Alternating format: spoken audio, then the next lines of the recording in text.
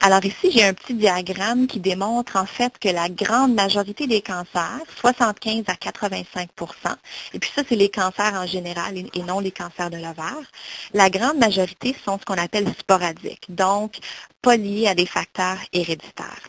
Et en fait, vous voyez qu'une minorité des cancers sont liés à des facteurs héréditaires, 5 à 10 Il y a une catégorie intermédiaire qui s'appelle les cancers familiaux.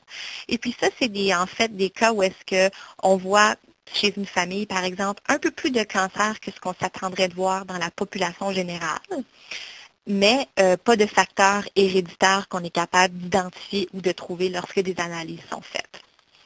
Mais l'important de ce diagramme-là, c'est vraiment de démontrer que la grande majorité des cancers ne sont pas héréditaires. Donc, en génétique, on va voir beaucoup de gens. Je vous ai dit que la clinique ici, on voit surtout des patients d'oncogénétique, donc des patients qui ont des antécédents de cancer. Et puis, on en voit beaucoup, pas parce qu'il y a beaucoup de cancers héréditaires, mais parce que malheureusement, il y a beaucoup de cancers. Donc, beaucoup de gens qui vont venir nous poser la question, est-ce que dans mon cas, c'est héréditaire? Alors, qu'est-ce qui est le but de faire ça? Pourquoi est-ce que les gens veulent cette information-là? Bien, en fait, ce que je démontre dans la prochaine diapositive, c'est vraiment que le but, c'est d'étudier les antécédents de famille et de classifier le risque d'une personne pour aider à leur offrir un suivi médical ou un dépistage qui est approprié pour eux. Donc, par exemple, si on voit une famille et on évalue que les antécédents familiaux la placent à un risque moyen, eh bien, cette personne-là, le suivi de la population générale est approprié. Si, par contre, la classification de son risque la place dans une catégorie de risque modéré, eh bien là, on peut faire des recommandations de suivi médical qui sont un peu plus spécifiques, comme par exemple, peut-être commencer les mammographies un peu plus tôt ou faire un autre type d'examen. Et si les antécédents famille de cette personne-là placent la personne dans une catégorie de haut risque ou héréditaire, eh bien là, c'est à ce moment-là qu'il peut y avoir des analyses génétiques qui sont faites pour essayer de clarifier ce risque-là. Et si quelque chose est identifié, à ce moment-là, on peut faire des recommandations de suivi bien spécifiques qui sont bien connues, si on veut, dans le domaine médical. Alors, c'est un peu ça le but.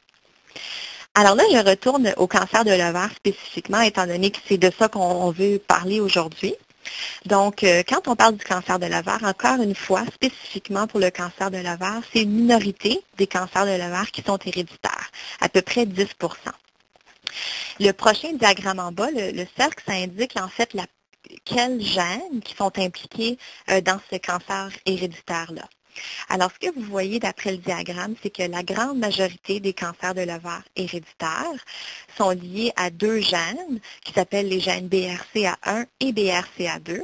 Puis ces gènes-là sont associés à un syndrome qui s'appelle le syndrome du cancer du sein et de l'ovaire héréditaire. Et puis, je vais en parler en plus de détails dans quelques diapositives. Ensuite, il y a à peu près 7 des cancers héréditaires de l'ovaire qui sont dus à un syndrome qui s'appelle le syndrome de Lynch, que je vais aussi vous décrire dans quelques minutes.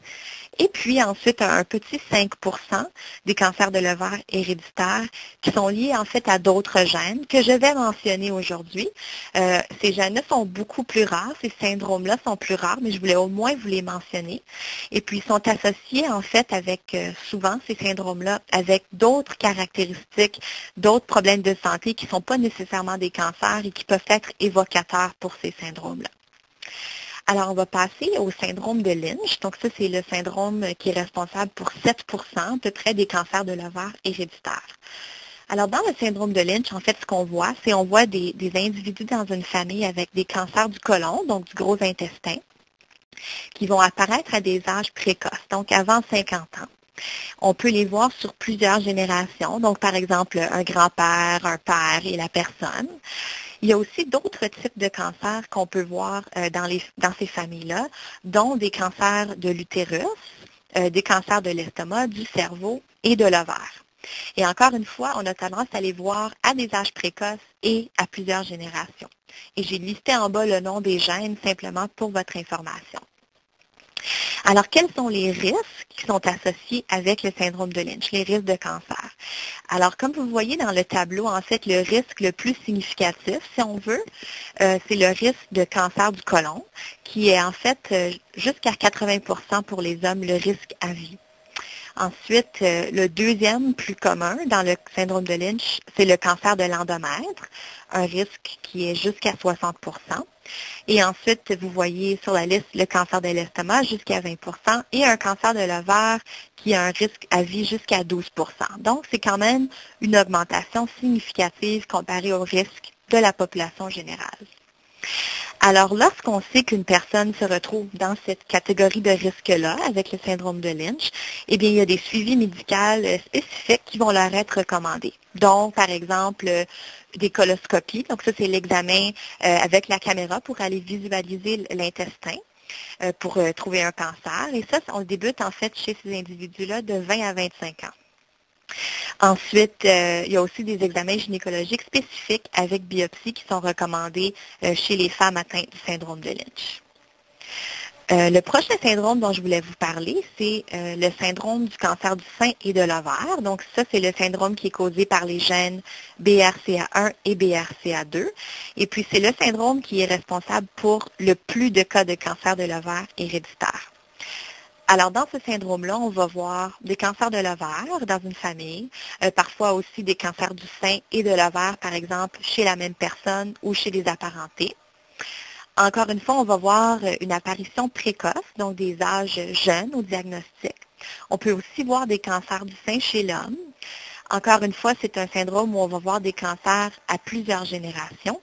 Et aussi, c'est important de mentionner qu'il y a certains groupes ethniques chez qui c'est plus probable qu'on va retrouver des mutations dans ces gènes-là. Donc, par exemple, des femmes qui viennent de l'Islande ou des patientes juives ashkénazes, par exemple. C'est deux groupes qu'on sait qui sont plus à risque, si on veut.